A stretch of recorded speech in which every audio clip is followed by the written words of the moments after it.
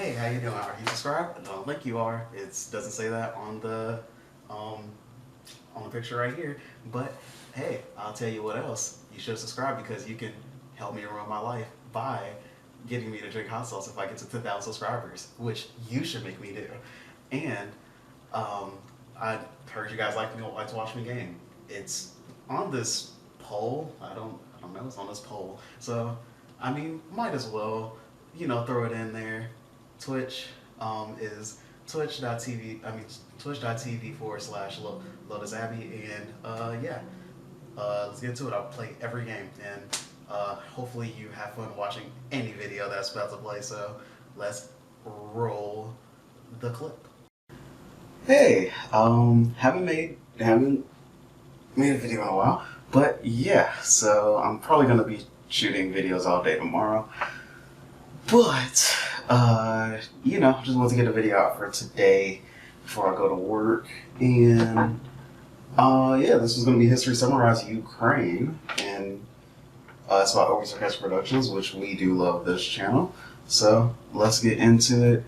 And yeah, they have a donation thing, 17 days left on it. And they're almost at their goal, raising money for Ukraine. So, that's good. Definitely go to their channel and do that. I'm gonna have the link for the original video in the description, so definitely go do that. And yeah, let's get into it and play. Regular viewers of OSP may know that we plan our videos out several months in advance, and in this case I've had it in my schedule for a year and a half to make a video about Ukraine. Wow, that couldn't have been better timing, honestly.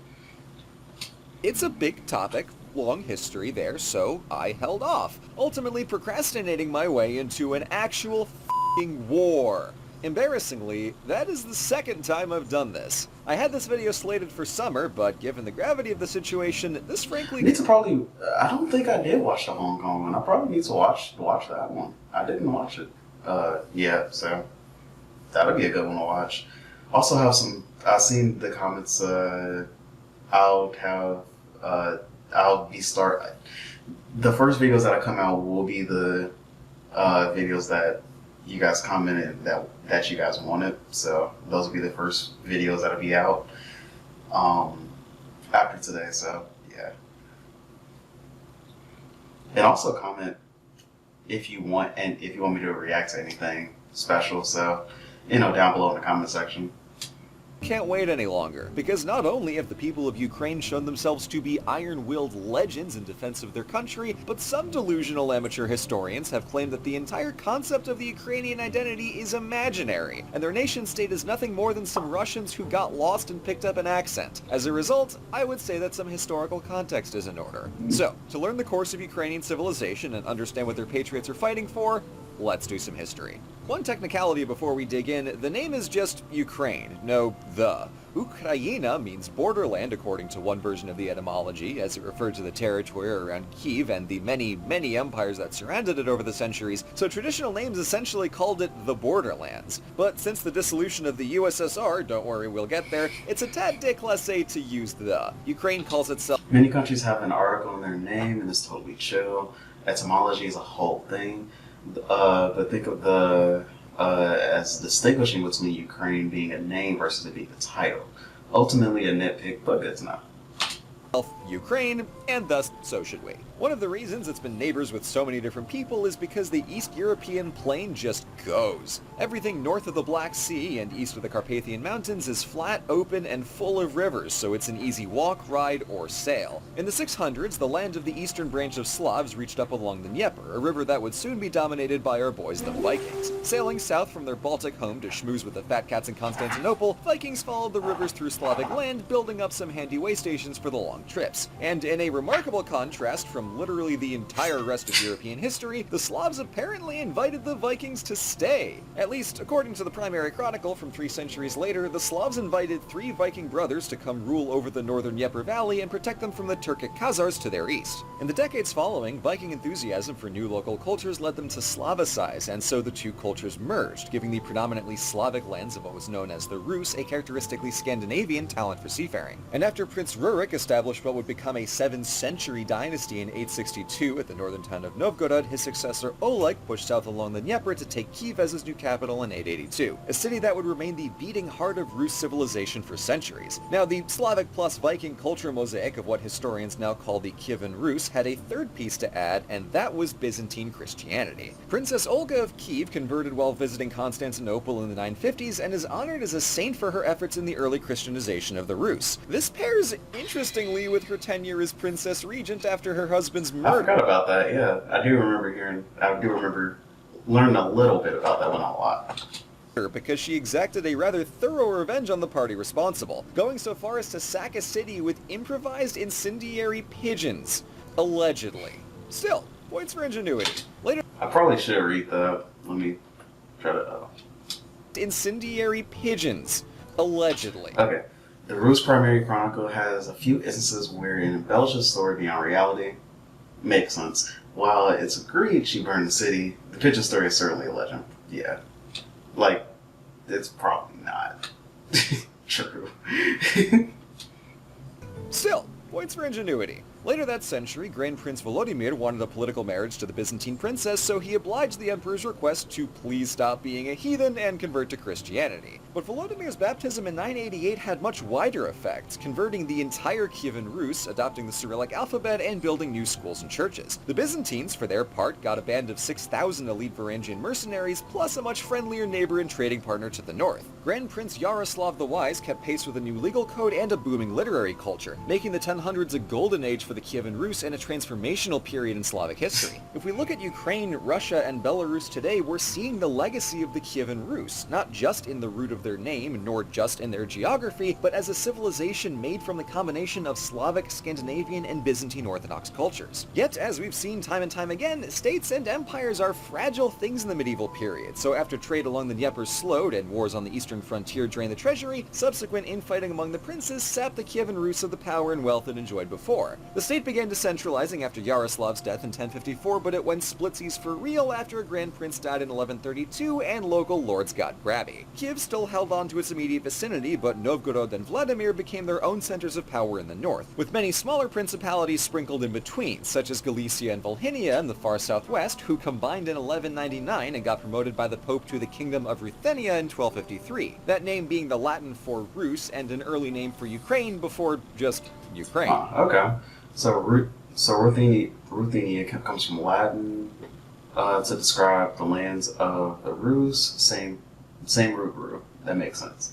Ruthenia was the standard Latin name of former Rus territories until the 1600s, but this western Ukrainian region was the closest to Latin Europe, so the name stuck around for longer. Makes sense.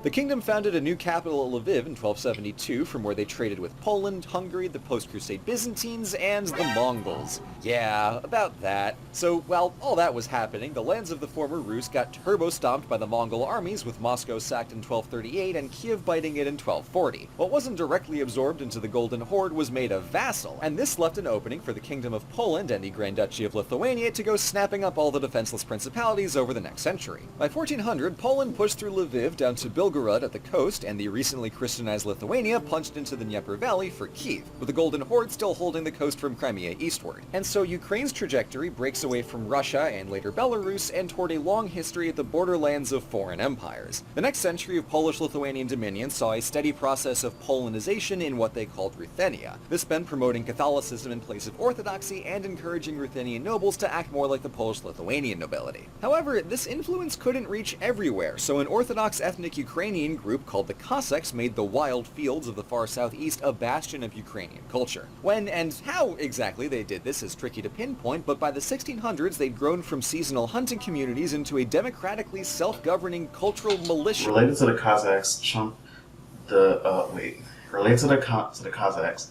Chumke were merchants who traveled between neighboring empires to bring back goods to the Ukrainians. And I just realized that merchants who that, as I was reading, I realized that one is, I forgot to space out the words, but hey, still a good produced video. So I just realized it. Don't bother me. I would say don't mind me. I was always pretty good in English, so I kind of, I kind of do zero in on it sometimes. A sort of thing, because in addition to Poland, they were also sandwiched between the Russian Empire and the Ottomans. Poland appreciated when the Cossacks fought the Ottomans, but didn't repay that with autonomy or more rights, so after decades of previous attempts, the leading hetman Bohdan Khmelnytsky rose against the Polish crown and succeeded in creating the Cossack Hetmanate, the first independent Ukrainian state in over 300 years. The sovereign spirit of this moment is captured in the 1891 painting Reply of the Zaporozhian Cossacks, wherein after the Ottoman Sultan sent them a letter politely asking their surrender, the Cossacks had the absolute time of their lives drafting a response telling... Oh my gosh, this is insane. I'm just gonna kind of pause it so that you guys can read it. It's a lot. That's a... That's insane. F my mother. This is insane. Oh my god. This is a little bit more than just, you know, saying that, you know, I won't surrender. No, this is wow, this is crazy. Telling the Sultan why and specifically how he could f*** off. In detail. Stuff of legends. In this case, quite literally, because it was probably just a story, but nonetheless hilarious. The Hetmanate made diplomatic overtures to their assorted imperial neighbors, but they were all pretty flaky, and so the Cossacks seesawed between various alignments until 1667, when Russia and Poland split the difference by splitting Ukraine, carving it up along the Dnieper, with Poland taking the right bank and Russia... Yeah, I mean, usually that's how that happens, especially at that time period. When you get to Kino, they were like, well, you know, we could just... you know, take them over, because I mean they're smaller. That's literally how, you know, how it usually went. Russia taking the left. Both co-opted religion for the benefit of the rulers, as the Orthodox Church and the Russian Empire governed from and in the interest of Moscow, while the fully Catholic Rutheniate Uniate Church was the only liturgically Orthodox option allowed in Poland. Ukrainian culture did have its own Baroque era at the turn of the 1700s, with such monuments as the Kievan Golden Age St. Sophia Cathedral getting restored and gorgeously embellished in Baroque style, but it was swiftly followed by a century of stronger and stronger outside interference, culminating in the Russian Empire and friends destroying Poland and conquering all of Ukraine, along with Crimea, for itself. The Cossack Hetmanate was no easy ride, as it's tough to be independent amid a game of hungry empires, but this moment of re-emerging statehood represented a new mode of Ukrainian culture, defined in part by its borderland encirclement and independent aspirations in spite of big angry neighbors. Easy, perhaps, to see why that might be a powerful motivator. So coming into the 1800s, we find ourselves neck-deep in the Russia plotline, where we will stay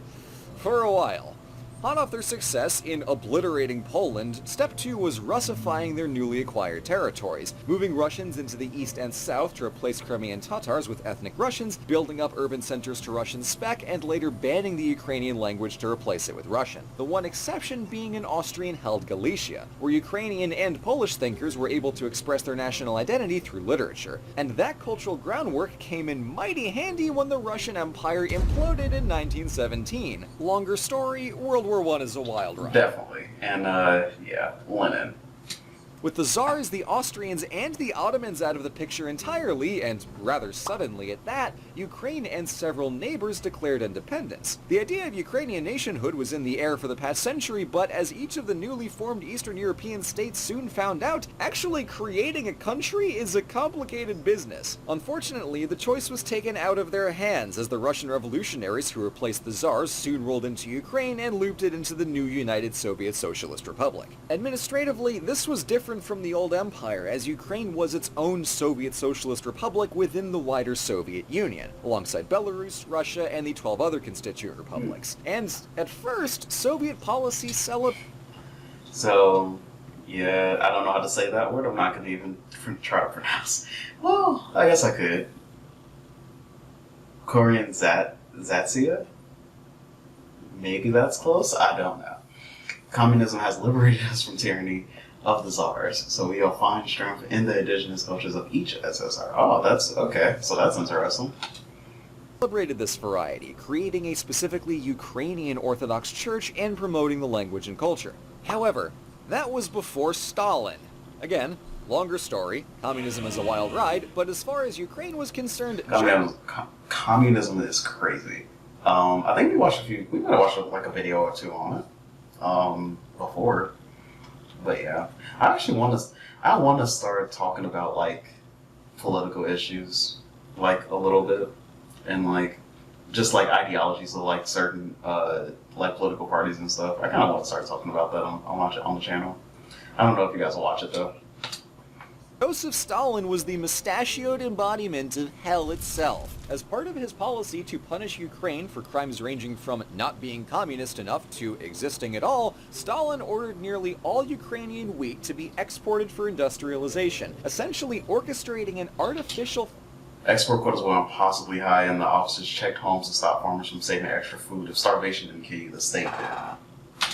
Famine that killed over 4 million Ukrainians in the early 1930s. This coincided with a systematic purge of Ukrainian intellectuals and their Orthodox clergy. Now, Ukraine had handled...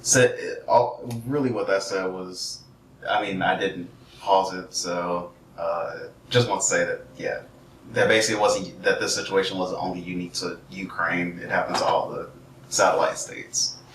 Polonization and Russification under the old empires, but this was full-on genocide. This wasn't some tragic but necessary consequence of Soviet ideology. This was the point. Keep them poor, break their spirit, take their resources, and hope they forget they exist. And just when it couldn't get worse, World War II. Russia's invasion of Poland in 1939 added Galicia to the Ukrainian SSR, but 2 years later, Germany launched a surprise-ish attack and took all of Ukraine. The Soviets, for their part, made a point to burn everything on the way out, killing political prisoners, destroying infrastructure, and wrecking... Literally, that's basically what the USSR did. They were the first to see Hitler. I would say they were the first to find Hitler and, like, you know, him dead and stuff. I would say, yeah, Germany drastically underestimated Russia. Supplies. By the time the USSR was reassembled and the war was won, Ukraine suffered another 8 million deaths. And from being down a quarter of the population... Also, I'll say that because we also watched a video on the whole military... Well, we watched multiple videos on the whole military campaign that Stalin did going in, like, you know, going against Hitler. So that was an interesting one. I think it should be somewhere on the channel, those, like, battles. So let's look at this between the Holodomor, the battlefields of the Eastern Front, and suffering through the Holocaust. Western Ukraine contained dozens of Nazi death camps. Ukraine lost 7 million lives. After the Russian SSR, Ukraine had the most civilian deaths, 3.7 million at least, despite having only a quarter of the combat deaths. Inside of a decade, it was hard for things to get worse. With the exception of the Chernobyl nuclear disaster of 1986, Ukraine's post-war history was a steady, albeit slow, climb upward, culminating in the dissolution of the USSR in 1991 and a 92% vote in favor of Ukrainian independence. Given everything we have learned about Ukraine over the 1,000+ years of their history, this should not be surprising. That's a really cool symbol for your country, I'm just gonna say that. This, of course, does not mean that the story is over. Political corruption is a habit that dies hard, so Ukrainians took to the streets in 2004 and again in the Maidan uprising of 2014 to oust Viktor Yanukovych, both times from office, the result of which was the Russian Federation annexing the Crimean Peninsula and violently exacerbating an insurgency in the eastern Donbas region. In 2018, the Russian Orthodox Church severed ties with the Orthodox Church in Constantinople for recognizing Ukraine's religious independence from Moscow. And, of course, in 2022, Russia monstrously and disgracefully invaded the sovereign nation of Ukraine. Longer story, the 2020s are a wild ride. But it's super crazy though that actually, like, Putin he has no plan, like, of how to win, because he can't. Like, at this point, you're not, like, he's fighting for basically scraps, because, I mean, it's not, the country can't do anything at this point. Like, they thought the war was going to end quickly. It didn't, and it's still going on. And yeah, like it turned into a literal shit show for him, which is insane. As we've clearly seen, Ukrainian history isn't just backstory to a modern conflict, it's a tale of a civilization crafting an identity from the confluence of multiple different cultures, then defending that identity against invasive forces and recontextualizing that identity as that precise borderland struggle. In a part of Europe otherwise known for giant empires? That's something, and something very much worth fighting for at that. Ruski voyeni chorabi, iди nahuy. Slava Ukraini. I about to say definitely, hopefully, sorry, I was looking at my phone, but yeah, hopefully, Ukraine does recover from this, this war. This has been a very terrible, war for them and for Ukrainian people and Russian people. And yeah, talk to you guys in the next video. Subscribe to the channel. Comment, leave some comments down below of what videos that you want me to react to. And yeah, peace.